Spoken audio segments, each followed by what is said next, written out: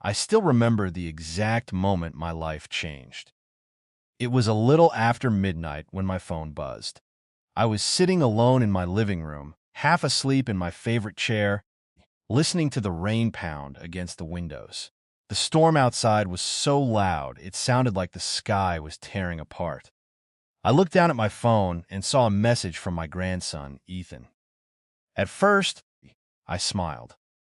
Ethan rarely texted late at night unless something was important. But the second I opened the message, that smile disappeared. There were 6 photos attached. The first showed a small wooden cabin deep in the woods. The second showed a broken lock hanging from a door. The third was blurry, as if his hands had been shaking when he took it. The fourth showed old papers spread across a table. The fifth looked like part of a hidden room behind a wall. Then I opened the 6th photo. My heart nearly stopped. In the corner of the image stood a person wearing a dark coat. The face was impossible to see. Seconds later, another message appeared. Just 6 words.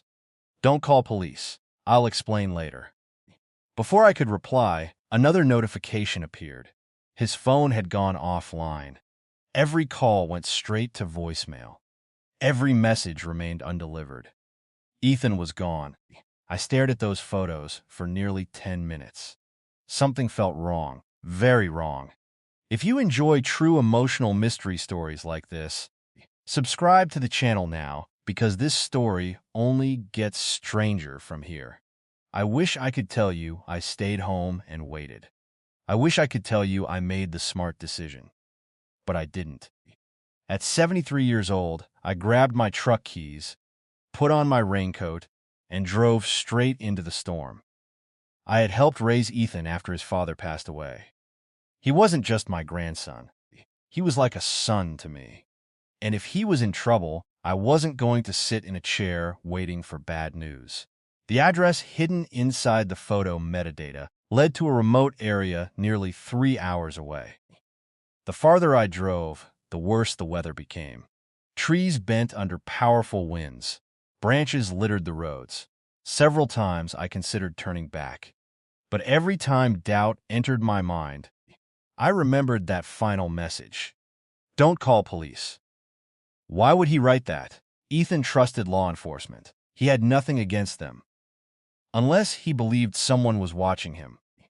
Unless he thought calling the police would make things worse. Around 3 in the morning, I finally reached the forest road shown in the photos. The cabin stood exactly where the image had placed it. My headlights illuminated the structure through sheets of rain. The sight immediately made my stomach tighten. Every window had been shattered. Pieces of glass covered the ground. The front door hung partially open, swaying in the wind. I grabbed a flashlight and stepped outside. The storm seemed quieter once I reached the porch. That should have been impossible. Yet everything felt strangely still. The silence felt unnatural, as if the forest itself was holding its breath. I pushed open the door and entered. The smell hit me first. Dust, mold, old wood. The cabin looked abandoned for years. Furniture was overturned. Papers covered the floor. One chair lay broken near the fireplace. But there was something else. Fresh footprints. Someone had been there recently. More than one person. My flashlight landed on a table near the back wall. Several documents remained scattered, exactly like the 4th photo Ethan had sent. I walked closer and picked one up. At first, it looked like an ordinary property record. Then I noticed the names. The document was dated 41 years earlier. One of the signatures belonged to someone I recognized immediately. My own brother, Daniel. My hands began to shake. Daniel had been dead for over 20 years. Why was his name connected to this cabin? And why had Ethan been investigating it? The answers were somewhere inside that building. I could feel it. But I wasn't prepared for what I would discover next. I continued searching room by room. Most contained nothing except dust and broken furniture. Then I noticed scrape marks near a bookshelf in the back bedroom. The marks looked fresh. Someone had moved it recently. I pushed against the shelf. At first, it wouldn't budge. Then it shifted several inches. Behind it was a narrow doorway leading downward, a hidden staircase. My pulse started racing. Ethan's fifth photo suddenly made sense. He had found this place before me. He had gone downstairs. I aimed my flashlight into the darkness and slowly descended. The air grew colder with every step. At the bottom was a concrete room larger than I expected. Metal filing cabinets lined the walls. Wooden boxes filled the corners. Everything looked organized. Someone had carefully preserved this room for decades. I opened the nearest cabinet and began reading the files. Within minutes, I realized I wasn't looking at ordinary records. These were personal investigations, hundreds of pages documenting people throughout the county. Names, addresses, photographs, financial records, private conversations. It was as if someone had spent decades secretly gathering information on everyone around them. Then I found another file, and another. Eventually, I located one labeled with my family name. My chest tightened. Inside were photos of my parents, my wife, my children, and even Ethan as a young boy. Some photos had been taken without our knowledge. Others showed moments that should have remained private. Whoever created these files had been watching us for years.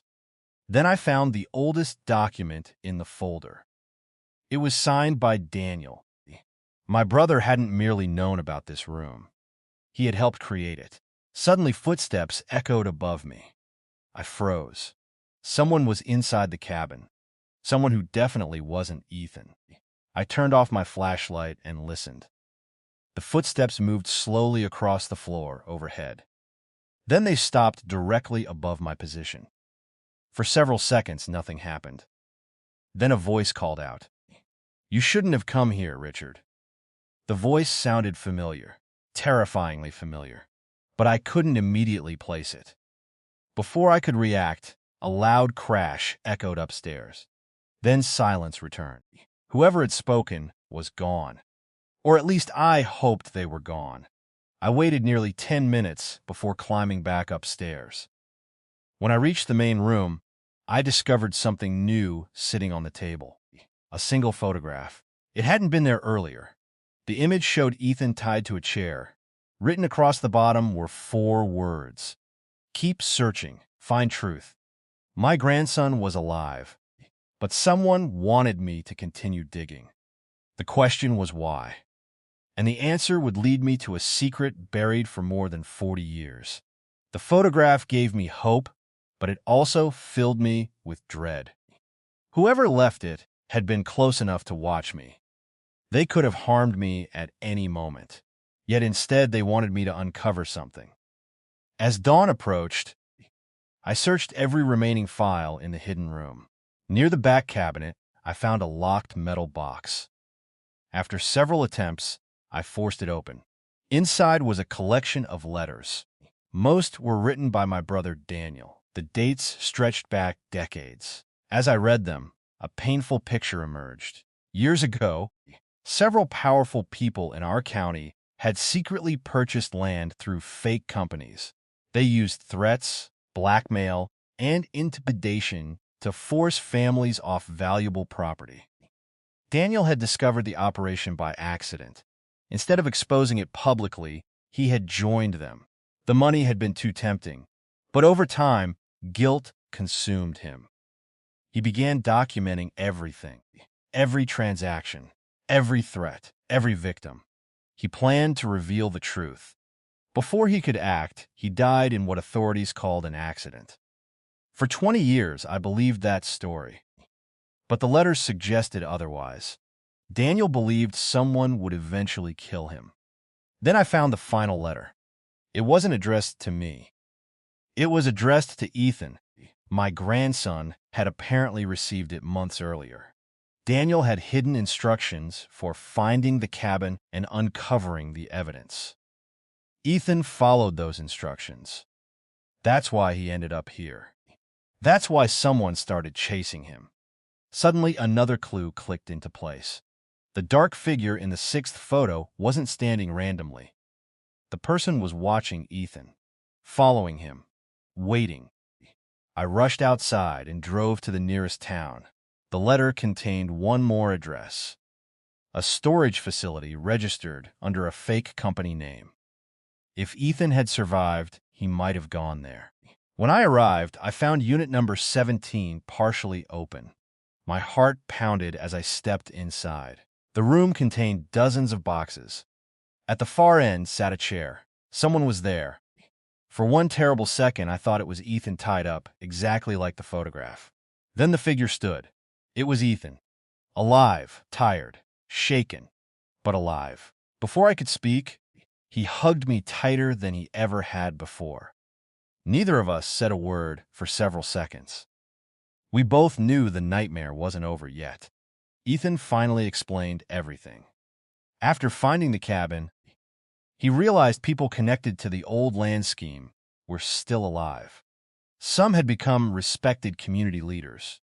Others held positions of influence. The moment he began asking questions, someone started following him. They wanted the evidence destroyed.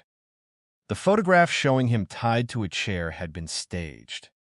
He created it himself with help from an investigative journalist he trusted.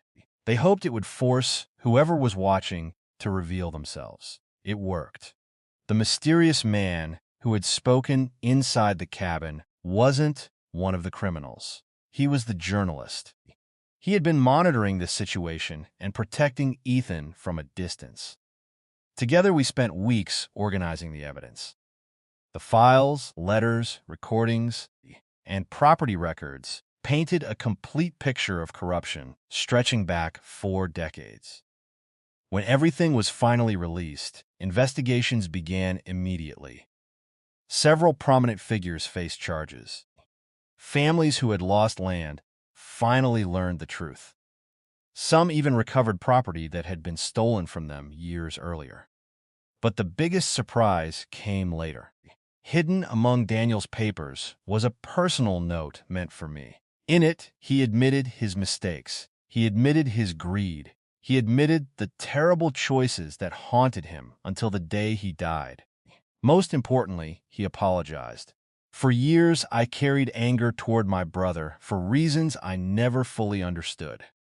Reading that letter felt like hearing his voice one last time. It didn't erase the damage. It didn't change the past. But it gave me peace. Ethan and I still talk about that stormy night. Sometimes we wonder what would have happened if I ignored his message. If I stayed home, if I convinced myself someone else would handle it. Maybe the truth would have remained hidden forever.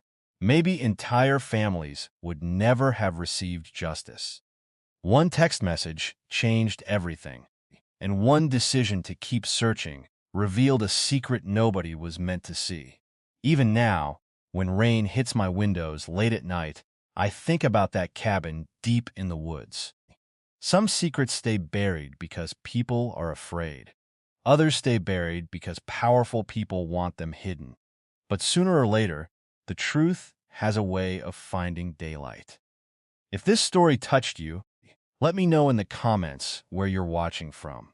And if you believe family should never stop fighting for family, share this story with someone who needs to hear it. Remember this: sometimes the message that scares you most is the one that leads you to the truth.